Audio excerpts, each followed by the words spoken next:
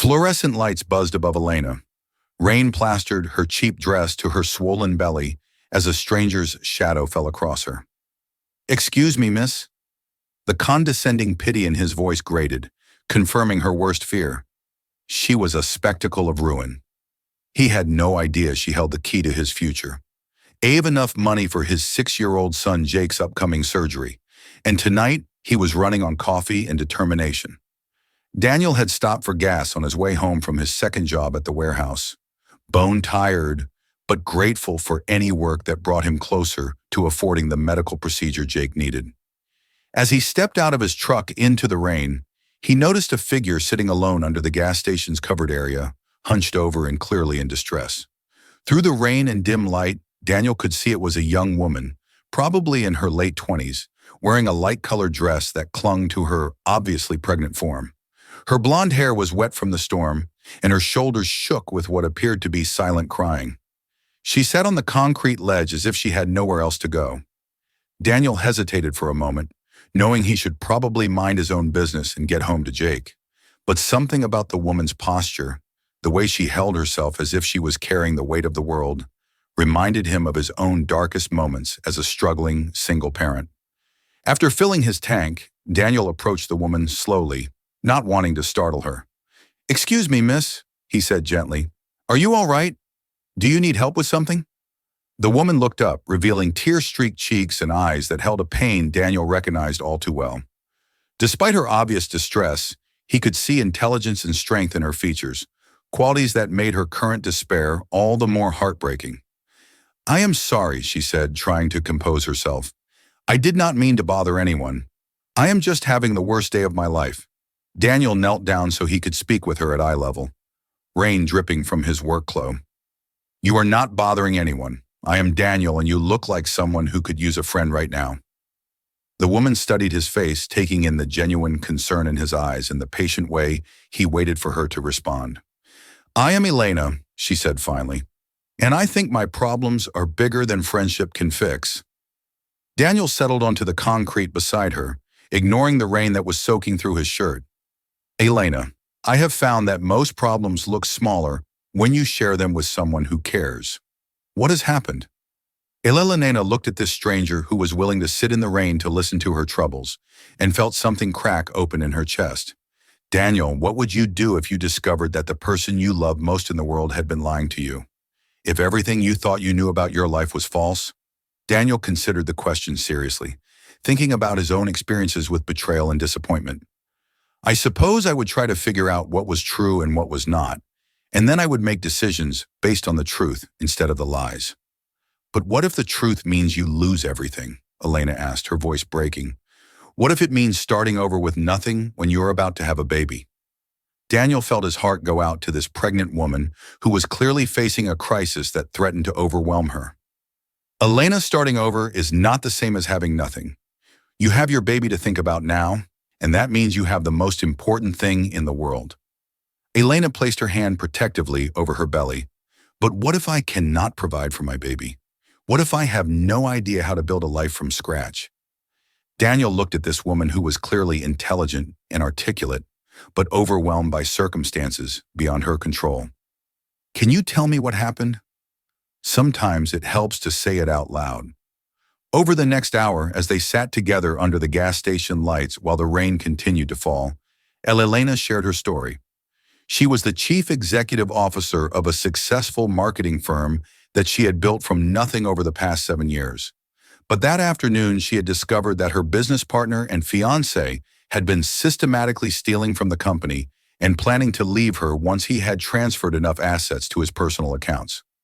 "I confronted him today," Elena explained, "and he told me that he had never loved me, that our relationship was just a way for him to gain access to the company. He said I was naive for trusting him and that no one would believe me if I tried to expose what he had done." Daniel felt anger rise in his chest at the thought of someone treating Elena with such cruelty, especially when she was pregnant and vulnerable. "Elena, that man is a thief and a coward. Nothing he said about you is true." "But how can I know what is true anymore?" Elena asked. "I built this company. I thought I was smart and successful, but I let someone rob me blind. Maybe I'm naive. Daniel turned to face her directly. Elena, the fact that you trusted someone you love does not make you naive. It makes you human. And the fact that you are sitting here, worried about your baby and trying to figure out how to move forward, tells me you are stronger than you realize. Elena looked at Daniel with surprise. You do not even know me. How can you be so sure? Daniel smiled, thinking about all the challenges he had faced raising Jake alone. Because I know what real strength looks like. It looks like sitting in the rain trying to figure out how to protect the people you love. It looks like refusing to give up even when everything seems hopeless. But what am I supposed to do now? Elena asked. I do not even know if I can go back to my own company. Daniel considered her situation, drawing on his practical experience with problem solving. Do you have access to financial records, bank statements, contracts, anything that shows where the money went? I have some access, but he handled most of the financial details, Elena admitted. That does not mean the evidence is not there, Daniel said. You just need the right help to find it and understand what it proves. Have you talked to a lawyer who specializes in business fraud? Elena shook her head. I was so shocked that I just left. I have been driving around all day trying to figure out what to do. Daniel looked at this accomplished woman who had built a successful business, but was now feeling defeated. Elena, you are not defeated. You are just facing a challenge that requires different skills. But you can learn those skills and you can find people who know how to handle situations like this. Over the following weeks, Daniel found himself becoming an unexpected source of support for Elena as she worked to rebuild her life and her business. His practical wisdom and unwavering belief in her abilities helped her find the courage to hire the right legal and financial experts to investigate the embezzlement. Elena discovered that Daniel had been right.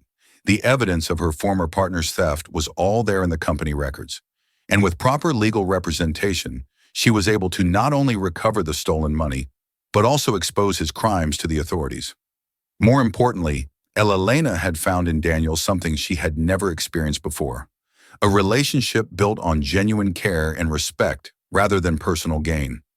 Daniel's integrity and kindness had shown her what real love looked like. 6 months later, as Elena's pregnancy progressed and her business grew stronger than ever, she made Daniel an offer that would transform both their lives. Daniel, she said as they sat together in her office, watching through the window as Jake played in the company's new childcare center. I want to offer you a position as Chief Operations Officer. Daniel stared at her in amazement. Elena, I am honored, but I am a construction foreman, not a corporate executive. Elena smiled, taking his hand. Daniel, you are someone who stopped in the rain to help a stranger in crisis. You are someone who believed in me when I had stopped believing in myself. You have natural leadership skills and the ability to solve problems under pressure.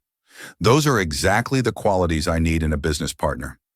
And what about Jake? Daniel asked, thinking about his son's needs.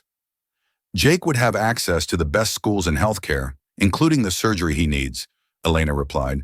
But most importantly, he would have a family that loves him, including a baby brother or sister who was already excited to meet him too. Years later, Daniel stood in the boardroom of Elena's company, now serving as Chief Operations Officer of one of the most successful marketing firms in the region. But beyond professional success, he had found something he had never dared to hope for. A loving wife and a growing family that included Jake, baby Sophia, and another child on the way. At their wedding ceremony held in the garden of their new home, Elena spoke about how a chance encounter at a gas station had taught her the difference between success and happiness. I thought I had everything I wanted, Elena told their friends and family. A successful business, financial security, a plan for the future. But I had never experienced unconditional love until I met a man who stopped to help a crying stranger without expecting anything in return. Daniel, holding Sophia in his arms, while Jake stood proudly beside them as ring bearer, reflected on how a simple decision to show kindness had transformed every aspect of his life. I thought I was just trying to help someone who was having a terrible day, Daniel said in his speech. I had no idea that I was meeting my future wife, my business partner, and the person who would show Jake and me what it means to be part of a real family, as they celebrated with the people who mattered most to them. Daniel remembered that rainy night when he had been worried about medical bills and overtime shifts. The woman crying at the gas station had seemed like someone who needed help, but she had turned out to be the person who would help him build a life more abundant than anything he had ever imagined. Sometimes, Daniel thought, the most important business meetings happen not in conference rooms, but under gas station lights in the rain, where strangers decide to care about each other's problems. Sometimes the greatest opportunities come disguised as someone else's crisis. And sometimes the richest rewards come from the simple decision to invest your compassion in another human being's pain.